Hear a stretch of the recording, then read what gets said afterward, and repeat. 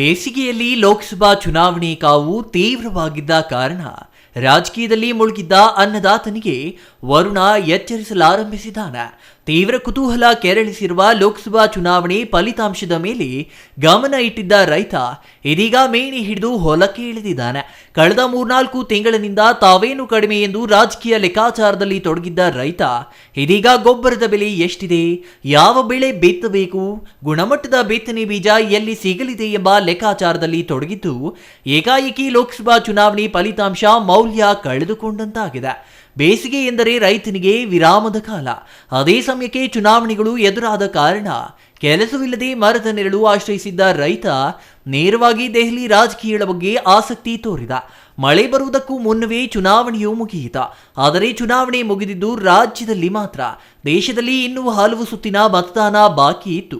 ಹಾಗಾಗಿ ರೈತ ಮತ್ತೆ ಅರಳಿಕಟ್ಟೆ ಹತ್ತಿದ. ಈ ಬಾರಿ ಯಾರು ಗೆಲ್ಲಲಿದ್ದಾರೆ ಎಂಬ ಲೆಕ್ಕಾಚಾರ ಹಾಕತೊಡಗಿದ. ಈ ಲೆಕ್ಕಾಚಾರದಲ್ಲಿ 6 ಸುತ್ತಿನ ಚುನಾವಣೆಗಳು ಮುಗಿದವು. ಅದೇ ಸಮಯಕ್ಕೆ ಮಳೆಯೂ ಬಂತು. ಉಳಿದ ಒಂದು ಸುತ್ತಿನ ಮತದಾನದ ಮೇಲಾಗಲಿ ಬರಲಿರುವ ಫಲಿತಾಂಶದ ಬಗ್ಗೆಯಾಗಲಿ ಸಂಪೂರ್ಣವಾಗಿ ಮರೆತ ರೈತ ನೇಗಿಲ ಮೇಣಿ ಹಿಡಿದು ಭೂಮಿಗಿಳಿದ. ರಾಜಕೀಯವನ್ನು ಸಂಪೂರ್ಣವಾಗಿ ಬದಿಗೊತ್ತಿ ಹೊಲದಲ್ಲಿ ದುಡಿಯುತ್ತಿರುವ ರೈತನಿಗೆ ಈಗ ಎದುರಾಗಿರುವ ಆತಂಕವೆಂದರೆ ರಾಸಾಯನಿಕ ಗೊಬ್ಬರಗಳು ಸಕಾಲಕ್ಕೆ ಸಿಗಲಿವೆಯಾ, ಬಿತ್ತನೆ ಬೀಜ ನಕಲಿ ಇಲ್ಲದೆ ಗುಣಮಟ್ಟದ್ದು ದೊರೆಯಲಿದೆಯಾ, ಸರ್ಕಾರ ನೀಡುವ ಬಿತ್ತನೆ ಬೀಜ ಯಾವ ಪ್ರಮಾಣದಲ್ಲಿ ನಂಬಲು ಅರ್ಹ ಎಂಬಿತ್ಯಾದಿ ಚರ್ಚೆಗಳು ಗ್ರಾಮೀಣ ಪ್ರದೇಶದಲ್ಲಿ ನಡೆಯುತ್ತಿವೆ. ಬಿತ್ತನೆ ಬೀಜ ಮಾರಾಟಗಾರರು ನಕಲಿ ಬಿತ್ತನೆ ಬೀಜ ನೀಡಿ ರೈತರನ್ನ ಯಾಮಾರಿಸುವುದು ಹೊಸದೇನಲ್ಲ. ಸೂರ್ಯಕಾಂತಿಯಿಂದ ತೊಗರಿಯವರೆಗೆ ಎಲ್ಲಾ ರೀತಿಯ ಬಿತ್ತನೆ ಬೀಜವು ನಕಲಿ ಮಾಡಿ ರೈತರು ಸಂಕಷ್ಟಕ್ಕೆ ಸಿಲುಕಿದ ಅನೇಕ ಉದಾಹರಣೆಗಳಿವೆ. ಇದರಿಂದ ನಂಬಿಕೆಯನ್ನೇ ಕಳೆದುಕೊಂಡಿರುವ ರೈತ ಗುಣಮಟ್ಟದ ಬಿತ್ತನೆ ಬೀಜದ ಹುಡುಕಾಟದಲ್ಲಿ ತೊಡಗಿದ್ದಾನೆ. ಜಿಲ್ಲೆಯಲ್ಲಿ ಮಳೆ ಆಧಾರಿತವಾಗಿ ನೆಲಗಡಲೆ, ತೊಗರಿ, ಅವರೆ, ಅಲಸಂದೆ, ಜೋಳ ಸೇರಿದಂತೆ ಹಲವು ಬೆಳೆಗಳನ್ನು ಬೆಳೆಯಲಾಗುತ್ತಿದ್ದು ರೈತರ ಬೇಡಿಕೆಯನ್ನ ಮನಗಂಡಿರುವ ಕೆಲ ಬಿತ್ತನೆ ಬೀಜದ ಮಾರಾಟಗಾರರು ನಕಲಿ ಮಾಡಿ ಮಾರಾಟ ಮಾಡುವುದು ಸಾಮಾನ್ಯ ಎಂಬಂತಾಗಿದೆ. ಈ ಬಗ್ಗೆ ಕೆಲ ಅಧಿಕಾರಿಗಳು ಶಾಮೀಲಾದ ಉದಾಹರಣೆಗಳಿದ್ದು ರೈತರನ್ನ ಯಾಮಾರಿಸುವುದು ಪದೇ ಪದೇ ನಡೆಯುತ್ತಿದೆ. ಹಾಗಾಗಿ ಜಿಲ್ಲಾಡಳಿತ ಮತ್ತು ಸಂಬಂಧಿಸಿದ ಕೃಷಿ ಇಲಾಖೆ ಅಧಿಕಾರಿಗಳು ನಕಲಿ ಬಿತ್ತನೆ ಬೀಜದ ವಿರುದ್ಧ ಹೆಚ್ಚಿನ ನಿಗಾ ವಹಿಸಬೇಕಾದ ಅನಿವಾರ್ಯತೆ ಇದೆ. ಮತ್ತೊಂದು ವಿಶೇಷವೆಂದರೆ ಈವರೆಗೂ ರಾಜಕೀಯ ಲೆಕ್ಕಾಚಾರದಲ್ಲಿದ್ದ ರೈತರು ಇದೀಗ ಎತ್ತಿನ ನೇಗಿಲು ಉಳುಮೆಯಲ್ಲಿ ತೊಡಗಿದ್ದಾರೆ. ಹೊಲದಲ್ಲಿ ಉಳುಮೆ ಮಾಡುತ್ತಿದ್ದ ಚಿಕ್ಕಬಳ್ಳಾಪುರ ತಾಲೂಕಿನ ರೈತ ಗೋಪಾಲ್ ಅವರನ್ನ ಸಿಟಿವಿ ನ್ಯೂಸ್ ಮಾತನಾಡಿಸಿದಾಗ, ರೈತನಾಗಿ ಜಮೀನಿನಲ್ಲಿ ಸಮತೋಲನ ಕಾಪಾಡಲು ಮುಂದಾಗಿದ್ದೇನೆ. ಇಡೀ ಚಿಕ್ಕಬಳ್ಳಾಪುರ ಜಿಲ್ಲೆಯಾದ್ಯಂತ ಮುಂಗಾರು ಮಳೆ ಬಹಳಷ್ಟು ಅನುಕೂಲ ಮಾಡಿದೆ. ಈ ಬಾರಿ ರೈತರು ತಮ್ಮ ಜಮೀನಿನಲ್ಲಿ ನೇಗಿಲು ಹಿಡಿದು ಭೂಮಿ ಉಳುಮೆ ಮಾಡಲು ಶುರು ಮಾಡಿಕೊಂಡಿದ್ದಾರೆ ಎಂದರು.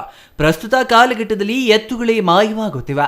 ಇರುವ ಎತ್ತುಗಳನ್ನು ಖರೀದಿ ಮಾಡುವುದೆಂದರೆ ಅದು ಟ್ರ್ಯಾಕ್ಟರ್ಗಿಂತ ದುಬಾರಿ ಎಂಬ ಪರಿಸ್ಥಿತಿ ನಿರ್ಮಾಣವಾಗಿದೆ. ಯಾಕೆಂದರೆ ಜೋಡಿ ಎತ್ತು ಖರೀದಿಸಬೇಕಾದರೆ ಕನಿಷ್ಠ 3 ಲಕ್ಷ ರೂಪಾಯಿ ನೀಡಬೇಕಾದ ಸ್ಥಿತಿ ನಿರ್ಮಾಣವಾಗಿದೆ.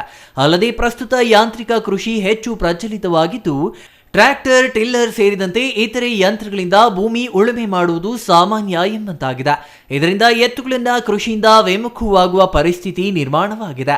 ಪ್ರತಿನಿತ್ಯ ಒಬ್ಬ ರೈತ ಎತ್ತುಗಳ ನೇಗಿಲಿನಿಂದ ಉಳುಮೆ ಮಾಡಿದ್ರೆ ದಿನಕ್ಕೆ 1 ಎಕರೆ ಉಳುಮೆ ಮಾಡುತ್ತಾರೆ.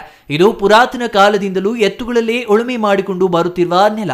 ರೈತರ ಜೀವ ಮತ್ತು ಜೀವನ ಎತ್ತುಗಳೇ ಆಗಿತ್ತು.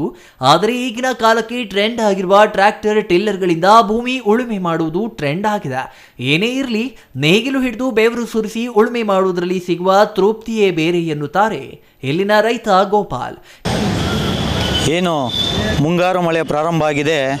ರೈತರೆಲ್ಲ ಕಳೆದ ಬಾರಿ ಮುಂಗಾರು ಮಳೆ ಮತ್ತು ಮಳೆನೇ ಇಲ್ಲದಂತೆ ಕಂಗಾಲಾಗಿದ್ದ ರೈತರು ಬಿತ್ತನೆಗಳಿಗೆ ಈ ಬಾರಿ ಮುಂಗಾರು ಮಳೆ ಉತ್ತಮವಾಗಿ ಬೀಳ್ತಾ ಇದ್ದು ಈ ಬಾರಿ ಮಳೆನೂ ಹೆಚ್ಚಿನ ಫಲಿತಾಂಶ ಕೊಡುತ್ತದೆ ಅಂತ ಒಂದು ನಿರೀಕ್ಷೆ ಇಟ್ಕೊಂಡು ರೈತರು ಬಿತ್ತನೆ ಮಾಡೋದಕ್ಕೆ ಕಾಯ್ತಾ ಇದ್ದಾರೆ. ಆ ಒಂದು ವೇಳೆ ಕಾಯ್ತಾ ಇರೋಂಥ ರೈತರಿಗೆ ಉತ್ಸಾಹಕರಾಗಿ ಈ ಸಂಬಂಧಪಟ್ಟ ಕೃಷಿ ಇಲಾಖೆಯವರು ಬಿತ್ತನೆ ಬೀಜ ಮತ್ತು ರಾಸಾಯನಿಕ ಗೊಬ್ಬರಗಳು ಕೊಡುವುದರಲ್ಲಿ ಸಾಕಷ್ಟು ಜವಾಬ್ದಾರಿ ಹೊತ್ತು ಈಗಲಿಂದನೇ ಏನು ಬಫರ್ ಸ್ಟಾಕ್ ಇಟ್ಕೊಂಡಿದ್ದಾರೋ ಅದನ್ನು ಒಂದೇ ಬಾರಿ ಹಂತವಾಗಿ ಕೊಡೋ ಬದಲು ಹಂತವಾಗಿ ಕೊಡಲಿ ಅಂತೇಳಿ ಒಂದೇ ಬಾರಿ ಕೊಟ್ಟು ನೂಕುನುಗ್ಗಲು ಮಾಡಿ ರೈತರಲ್ಲಿ ಗೊಂದಲ ಮಾಡೋದು ಬೇಡ.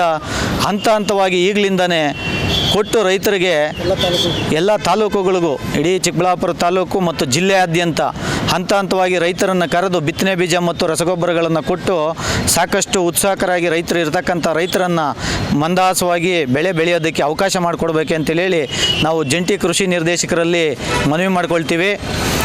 ನಂತರ ಯಾವುದೇ ರೀತಿ ಇಲಾಖೆ ಕಡೆಯಿಂದ ಲೋಪದೋಷ ಆಗದಂತೆ ತಮ್ಮ ಇಲಾಖೆಯವರು ಜವಾಬ್ದಾರಿಯನ್ನು ಹೊತ್ತು ಹಿರಿಯರು ಜವಾಬ್ದಾರಿ ಹೊತ್ತು ಕಚೇರಿಗಳಲ್ಲಿ ಆ ಜವಾಬ್ದಾರಿಯನ್ನು ನೀಗಿಸಬೇಕು ಅಂತೇಳಿ ಹೇಳಿ ತಾವು ತಮ್ಮಲ್ಲಿ ಮನವಿ ಮಾಡ್ಕೊಳ್ತಾ ಇದ್ದೀವಿ ಮಾಧ್ಯಮದವರ ಮುಖಾಂತರ. ಕಳೆದ ಬಾರಿ ಮಳೆ ಕೈಕೊಟ್ಟ ಕಾರಣ ರೈತರು ಕೈ ಸುಟ್ಟುಕೊಂಡಿದ್ರ. ಈಗ ಮಳೆಗೆ ತಕ್ಕಂತೆ ರೈತರಿಗೆ ಬೇಕಾಗಿರುವ ರಸಗೊಬ್ಬರ ಮತ್ತು ಬಿತ್ತನೆ ಬೀಜ ನೀಡಿ ರೈತರಿಗೆ ಅನುಕೂಲ ಮಾಡಿಕೊಡಬೇಕೆಂದು ರೈತರು ಮನವಿ ಮಾಡುತ್ತಿದ್ದಾರೆ. ಅದರಲ್ಲೂ ಗುಣಮಟ್ಟದ ಬಿತ್ತನೆ ಬೀಜ ವಿತರಿಸಬೇಕು ಮತ್ತು ನಕಲಿ ಬಿತ್ತನೆ ಬೀಜ ಕಂಡುಬಂದಲ್ಲಿ ಅಂತಹ ವ್ಯಾಪಾರಿಗಳ ವಿರುದ್ಧ ಕಠಿಣ ಕಾನೂನು ಕ್ರಮ ಜರುಗಿಸಬೇಕು ಎಂಬುದು ರೈತರ ಬೇಡಿಕೆಯಾಗಿದೆ. ಇನ್ನು ಅಂಗಡಿಗಳಲ್ಲಿ ರಸಗೊಬ್ಬರ ಮತ್ತು ರೈತರಿಗೆ ಅಗತ್ಯವಿರುವ ಕೀಟನಾಶಕಗಳು ದುಬಾರಿ ಬೆಲೆಗೆ ಮಾರಾಟ ಮಾಡುತ್ತಿದ್ದಾರೆ ಎಂಬ ಆರೋಪ ಕೇಳಿಬಂದಿದೆ. ಅಲ್ಲದೆ ಕೃಷಿಗೆ ಸಂಬಂಧಿಸಿದ ರಸಗೊಬ್ಬರ ಬಿತ್ತನೆ ಬೀಜ ಖರೀದಿ ಮಾಡಿ ರಸೀದಿ ಕೇಳಿದ್ರೆ ನಾಳೆ ಬನ್ನಿ ಎಂಬ ಮಾತು ವ್ಯಾಪಾರಿಗಳಿಂದ ಕೇಳಿಬರುತ್ತಿದೆ. ರೈತರಿಂದ ಕೀಟನಾಶಕ ಬಿತ್ತನೆ ಬೀಜ ಖರೀದಿಸಿ ರಸೀದಿ ಇಲ್ಲದೆ ಬಿತ್ತನೆ ಮಾಡಿದ್ರೆ ಅದು ಕೈ ಸುಟ್ರೆ ವ್ಯಾಪಾರಿಗಳು ಇದಕ್ಕೂ ತಮಗೂ ಯಾವುದೇ ಸಂಬಂಧ ಇಲ್ಲ ಎಂದು ಹೇಳುವುದು ಸಾಮಾನ್ಯವಾಗಿದೆ. ಹಾಗಾಗಿ ರಸೀದಿ ನೀಡಿದ ವ್ಯಾಪಾರಿಗಳ ವಿರುದ್ಧವೂ ಕ್ರಮ ಜರುಗಿಸಬೇಕಾದ ಅಗತ್ಯವಿದೆ. ಕಳೆದ ಬಾರಿ ಸಾಕಷ್ಟು ರೈತರು ಮಳೆಯನ್ನು ಆಶ್ರಿತ ನಂಬ್ಕೊಂಡು ಮುಂಗಾರು ಮಳೆ ಬೀಳ್ತೈತೆ ಮಳೆ ಆಶ್ರಿತ ಬೆಳೆಗಳನ್ನು ನಂಬ್ಕೊಂಡು ಸಾಕಷ್ಟು ಉತ್ಸುಕರಾಗಿ ಬೆಳೆ ಭೂಮಿಗಳನ್ನೆಲ್ಲ ಹದ ಮಾಡ್ಕೊಂಡಿದ್ರು. ಮಳೆನೇ ಬರದಂತೆ ಸಾಕಷ್ಟು ಜನ ರೈತರು ಮತ್ತು ಹಿಂಗಾರು ಮಾರುತಗಳು ಮಳೆ ಬಂದಂಥ ಸಂದರ್ಭದಲ್ಲಿ ಇರ್ತಕ್ಕಂಥ ಬಿತ್ತನೆ ಬೀಜಗಳನ್ನೆಲ್ಲ ಹಾಕಿ ರೈತರು ಸಾಕಷ್ಟು ಕೈ ಸುಟ್ಕೊಂಡ್ರು. ಆ ಒಂದು ಉದ್ದೇಶದಿಂದ ಈ ವರ್ಷ ಏನೋ ಮುಂಗಾರು ಪ್ರಾರಂಭ ಆಗಿದೆ. ಆ ಉದ್ದೇಶದಿಂದ ಕಳೆದ ಬಾರಿ ರೈತರು ಕೈ ಸುಟ್ಕೊಂಡಂಗೆ ಆಗೋದು ಬೇಡ, ಏನೋ ಮಳೆರಾಯ ಕೃಪೆ ತೋರಿ ರೈತರಿಗೆಲ್ಲ ಉತ್ಸಾಹ ಬಂದಿದೆ. ಆ ಒಂದು ಉದ್ದೇಶದಿಂದ ಈ ಇಲಾಖೆಯವರು ಸಂಬಂಧಪಟ್ಟ ಇಲಾಖೆಯವರು ಕೃಷಿ ಇಲಾಖೆಯವರು ಮುಂಚಿತವಾಗಿಯೇ ಬಿತ್ತನೆ ಬೀಜಗಳು ರಸಗೊಬ್ಬರಗಳನ್ನು ರೈತರಿಗೆ ಒದಗಿಸಬೇಕು ಅಂತೇಳಿ ಹೇಳಿ ತಮ್ಮ ಮಾಧ್ಯಮದ ಮುಖಾಂತರ ನಾವು ಮನವಿಯನ್ನು ಮಾಡ್ತೇವೆ. ನಾವು ಅಧಿಕಾರಿಗಳ ಮೂಲಕ ಹಿಂದೆಯಿಂದಲೂ ಅದನ್ನು ಮನವಿ ಮಾಡ್ತಲೇ ಬಂದಿದ್ದೀವಿ. ಖಾಸಗಿ ಅಂಗಡಿಗಳಲ್ಲಿ ಸ್ಟಾಕ್ ಇರೋಂಥ ಒಂದು ಸ್ಟಾಕ್ ಬೋರ್ಡ್ ಹಾಕೋದಿಲ್ಲ ಮತ್ತು ರೈತರು ಹೋದಂಥ ಸಂದರ್ಭದಲ್ಲಿ ಏನು ರಾಸಾಯನಿಕ ಗೊಬ್ಬರಗಳ ಬೆಲೆ ಇರುತ್ತೋ ಆ ನಿಗದಿತ ಬೆಲೆಯನ್ನು ಮಾರಾಟ ಮಾಡೋದಿಲ್ಲ, ಬೆಲೆಗೆ ತಕ್ಕಂಥ ಒಂದು ರಸೀದಿ ಕೊಡೋದಿಲ್ಲ. ರಸೀದಿ ಕೊಡದೆ ಖಾಸಗಿ ಅಂಗಡಿಗಳ ಮಾಲೀಕರು ರೈತರಿಗೆ ಅನ್ಯಾಯ ಮಾಡ್ತಾ ಇದ್ದಾರೆ. ಆ ಒಂದು ವಿಚಾರದಲ್ಲಿ ಸಂಬಂಧಪಟ್ಟ ಇಲಾಖೆಯವರು ಎಲ್ಲ ಅಂಗಡಿಗಳಿಗೂ ಭೇಟಿ ಕೊಟ್ಟು ಅದರ ಪೂರ್ವಬದ್ಧತೆ ಜವಾಬ್ದಾರಿಯನ್ನು ತಗೊಂಡು ಅದನ್ನು ನಿಭಾಯಿಸಿಕೊಟ್ಟು ರೈತರಿಗೆ ಅನುಕೂಲ ಮಾಡಿಕೊಡ್ಬೇಕಂತೇಳಿ ಹೇಳಿ ಅಧಿಕಾರಿಗಳಿಗೆ ಮನವಿ ಮಾಡ್ತೇವೆ. ಕೃಷಿ ಇಲಾಖೆ ಅಧಿಕಾರಿಗಳು ರೈತರಿಗೆ ಅಗತ್ಯವಿರುವ ಮುಸುಕಿನ ಜೋಳ, ರಾಗಿ, ನೆಲಗಡಲೆ, ತೊಗರಿ, ಅವರೆ, ಅಲಸಂದೆ ಸೇರಿದಂತೆ ಜಿಲ್ಲೆಯಲ್ಲಿ ಪ್ರಮುಖವಾಗಿ ಬೆಳೆಯುವ ಬೆಳೆಗಳ ಬಿತ್ತನೆ ಬೀಜ ಗುಣಮಟ್ಟ ಇರುವುದನ್ನು ನೀಡಲು ಕ್ರಮ ಕೈಗೊಳ್ಳಬೇಕು.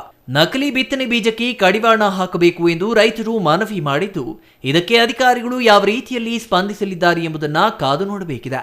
Jangalahalli Ashwath, CTV news, Chikkaballapur.